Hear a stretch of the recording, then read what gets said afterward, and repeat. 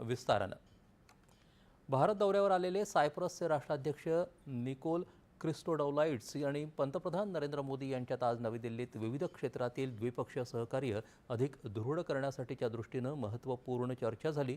दोन्ही नेत्यांमध्ये झालेल्या शिष्टमंडळ स्तरावरच्या बैठकीत व्यापार, गुंतवणूक, तंत्रज्ञान, शिक्षण, संस्कृती, संरक्षण, सुरक्षितता, कृत्रिम बुद्धिमत्ता, फिनटेक, नवोन्मेष आणि संशोधन यासह विविध आंतरराष्ट्रीय मुद्द्यांवर विचारविनिमय झाला.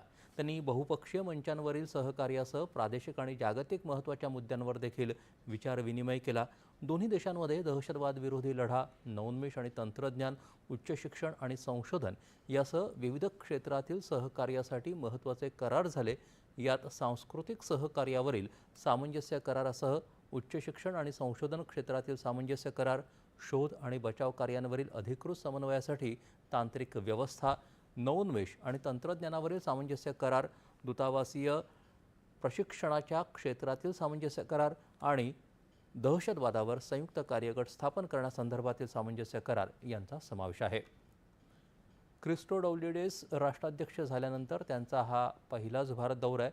सायप्रसचे राष्ट्राध्यक्ष आज राष्ट्रपती द्रौपदी मुर्मू यांची राष्ट्रपती भवनात भेट घेणार आहेत.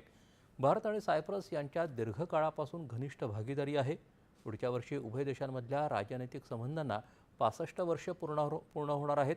त्याशिवाय सायप्रस सध्या युरोपियन युनियनच्या परिषदेचं अध्यक्षपद भूषवत असल्यानंही या भेटीला विशेष महत्त्व प्राप्त झालं आहे. तत्पूर्वी राष्ट्राध्यक्ष निकोल्स यांनी आज नवी दिल्लीत राजघाट इथं जाऊन महात्मा गांधी यांच्या समाधीस्थळी पुष्पांजली अर्पण केली.